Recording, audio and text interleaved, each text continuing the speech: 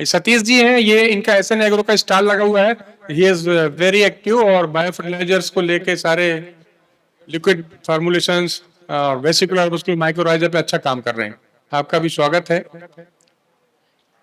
बधाई। I am handing over to you please. अब मैं आमंत्रित करना चाहूंगी सतीश बीजी को, जो एसएन एग्रो से हैं और वो हमें ऑर्गेनिक और नेचुरल फार्मिंग के बारे में कुछ जानकारी देना चाहते हैं। Sir please. मंच पे सभी मान्यवर को मेरा प्रणाम है और उपस्थित सभी मान्यवर और फार्मर को भी मेरा प्रणाम है। 2 दिन के ये नेचुरल और ऑर्गेनिक फार्मिंग के वर्कशॉप में बहुत सारी चीज़ें देखी है और अच्छा लगा कि अपनी कंट्री ऑर्गेनिक और नेचुरल फार्मिंग से भी इतना वर्क कर रही है। सर के 2-3 प्रोग्राम में जबलपुर में भी गया हूँ, इंडिया में ये ऑर्गेनिक और नेचुरल फार्मिंग में, गुजरात में बहुत सारे ये प्रोग्राम में अटेंड कर रहे। उसमें एक चीज़ मुझे बहुत मन में मेरे आती है, वही इस क्वेश्चन में यहाँ पे नेचुरल ऑर्गेनिक फार्मिंग के बारे में बोलना चाहता हूँ। As a organic and bio organic manufacturer करके मैं एक रिसर्च लैब के से शुरुआत करके आज इंडस्ट्रियलिस्ट बना हूँ, 2 प्लांट डाला हूँ। बट ये जर्नी क्रॉस करते हुए हमें एक दिक्कत गई है सर, कि जो नेचुरल फार्मिंग और ऑर्गेनिक फार्मिंग में फार्मर को कन्वर्ट करना है अपने को। फार्मर जो केमिकल पे क्यों गए थे, कि केमिकल पे गए थे, एक जो अपने हरित क्रांति हुई थी, ज्यादा उत्पादन निकालने के लिए अपन ने केमिकल पे गए हैं। तो अपने जो भी नेचुरल फार्मिंग में है, फार्मर को हमें कन्वर्ट करना है फ्रॉम केमिकल टू ऑर्गेनिक में, और ऑर्गेनिक में केमिकल और नेचुरल फार्मिंग में उन्हें कन्वर्ट करने के लिए फर्स्ट अश्योरिटी ये देनी पड़ेगी कि जो आज जो उत्पादन निकाल रहा है उससे ज्यादा हमें उनको देना है, तो ही वो नेचुरल ऑर्गेनिक फार्मिंग पे कन्वर्ट हो गए। तो यही हमने ग्राउंड लेवल पे एक रिसर्च सर्वे किया है गए 5 साल में, कि फार्मर को उनका जो उत्पाद है आज 25 क्विंटल है, मैं 25 का 30 करने का दावा करके दूंगा, 35 करने का दावा दूंगा, और वो सक्सेस हुआ तो फार्मर जरूर कन्वर्ट होगा।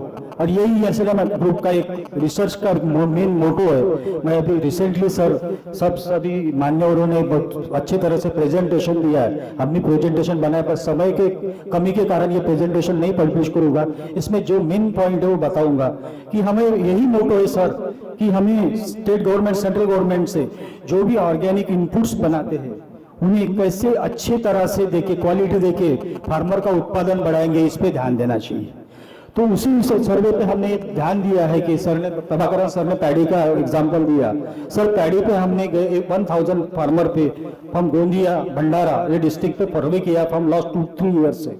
3 ईयर में हमने उनको यही बताया है कि आप जो नेचुरल प्रैक्टिस कर रहे हैं फ्रॉम यूजिंग ऑफ केमिकल्स, आप एज इट इज कीजिए, बट हमें 1 एकड़ में 1 बोरी कम कीजिए केमिकल की, क्योंकि हमें उन्हें कन्वर्ट करना है। अगर आपका उत्पादन कम होता है तो आप हमारा यूज मत कीजिए, जितना कम होगा उतना पैसा हम भर के देंगे आपको। उनको चेक दे दिया था हमने फार्मर को। फार्मर प्रोड्यूसर कंपनी का नाम है Chintamani farmer producer company, 1100 members हैं उनके, उसमें से 1 मेंबर हमने पहले लिया था। आज हमारे 1000 मेंबर हमारे कंपनी की तरफ है। ये अचीवमेंट है। एक्चुअल फार्मिंग, ऑर्गेनिक फार्मिंग में नेचुरल पे कन्वर्ट हुए फार्मर है, तो उन्होंने जो फार्मर को चूज किया था उसका एनुअल यील्ड था 25 क्विंटल पर एकड़ पैडी वो निकलता था। तो उसे हमने बोला कि 1 केमिकल के बैग आप कम कीजिए, अगर आपका 20 हुआ तो 5 का हम भर के देंगे पैसा, और आपका 30 हुआ तो हम आपको अचीवमेंट है वो। तो हमने वो फर्स्ट ईयर किया उनका, तो उन्होंने बात सुना और उन्होंने जो प्रैक्टिकल किया उसमें ऐसा ध्यान में है कि वो 25 से सही में 30-32 पे पहुंचे। तो उन्होंने यही बात बाकी के फार्मर को बताया कि मुझे उत्पादन हुआ है और केमिकल भी 1 बैग कम हुआ है। तो केमिकल सडनली बंद नहीं हो सकता है, उसे धीरे धीरे कम करना पड़ेगा, ऑर्गेनिक को धीरे धीरे आगे बढ़ाना पड़ेगा, क्योंकि अपने सॉइल को उसकी हैबिट पड़ चुकी है। उन्होंने एकदम से केमिकल डाल के सॉइल अभी डिफर्टिलाइज हो चुकी है, तो उसको फर्टिलिटी के लिए हमने 3 साल का टाइम दिया। Right now is getting 35 quintal पर एकड़ एंड 50% केमिकल कम कर दिया उसने।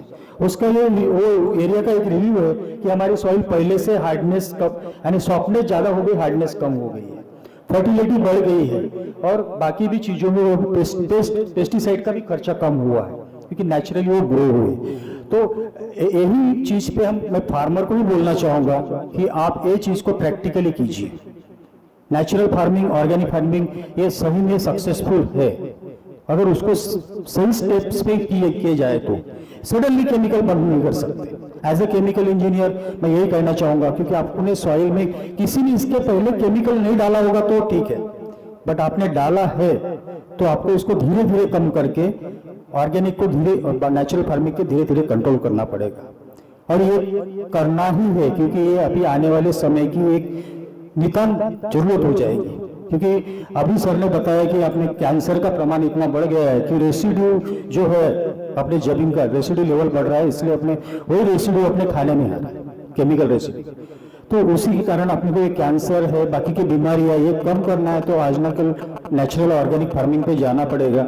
इसलिए आज से प्रैक्टिस करके मुझे बहुत अच्छी बात पता चली यहाँ पे कि अदर स्टेट में हमारे महाराष्ट्र नजदीक तेलंगाना है, वहाँ के फार्मर से मैं कल डिस्कस किया, वो इतने अच्छी तरह से वहाँ पे कर रहे हैं। हम भी कोशिश करेंगे हमारे महाराष्ट्र में जो फार्मर है उनको भी ज़्यादा से ज़्यादा कन्वर्ट करेंगे और ये जो नेचुरल और ऑर्गेनिक फार्मिंग है इसको और अच्छे तरह से आगे बढ़ाने की कोशिश करेंगे। और ये उम्र में हमें जो ताकि सर ने बताया, मैं 5 मिनट से डिस्कस किया कि हम जवान लोगों से ज्यादा उनका जज्बा ऑर्गेनिक के लिए इतना अच्छा है तो हमारा भी जज्बा उससे डबल होना चाहिए, इतना करके अपने शब्द को काम जाते हैं। Thank you.